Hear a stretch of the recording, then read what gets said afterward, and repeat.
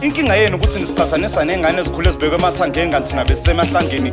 Hlukanani nokusifanisa ngezimo ngoba nazo zinokwazo. Ayikho into ebuhlungu njengokukhulu baba umazi kodwa be-absent angafangishi isenti. Hlezi ungcono khule wazi ukuthi ubobandayo ngoba kule ndawo inzima kakhulu impilo mayedwa umzali ngathi bakaba nokubambisana. Ndiye baba ngifisa wazi ukuthi izifiso benginazo. Into ebengifisa ukuthi ube khona bengifisa uthando nesikhathi ukwazi ukungibonisa indlela mangikubeka ube umzali wangempela. Baba kuningi ebengifisa ukubhala inkinga lenyembezi sicima konke lokho sengibhale ngedla. Baba ngifisa wazi ukuthi impilo iqhubekile ungekho ingifundisa ukuzimela nokubekezela nokwamukela konke enginako nengingenako. Impilo ayizange ibe lula kodwa baba ngifuna ukubonga ukuthi azange ube khona ngoba mhlawumbe ngikho kulezi zinga lempilo engilona. Ubile indoda emaceleni ubumnandini bubheja nakhona ngigxeki hlezi ubuphila impilo okhulu ufisa ukuyiphila nakhona ngigxeki okwenzekile okudaliwe kodwa engikufundile ukuthi angisoze ngaba umzali ofana nawe.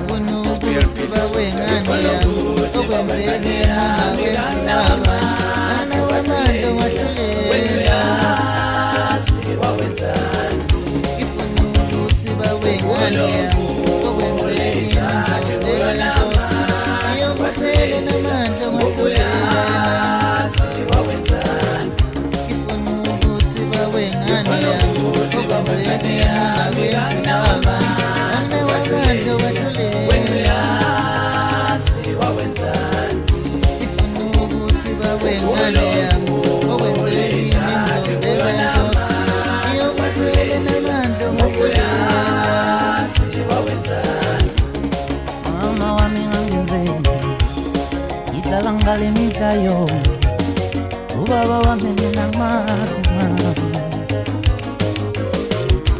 Yeah, mama wami ngangenzeni ngihlala ngale mihla yonke. Yena wami ngamazi baba. Undana yethu bekhuluma ngobaba babo. Ngivele ngazi ukuthi ngizothini. Undana yethu bekhuluma ngobaba babo.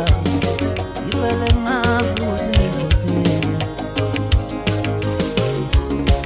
Amangisize ukuthi bawe ngane yami kanama.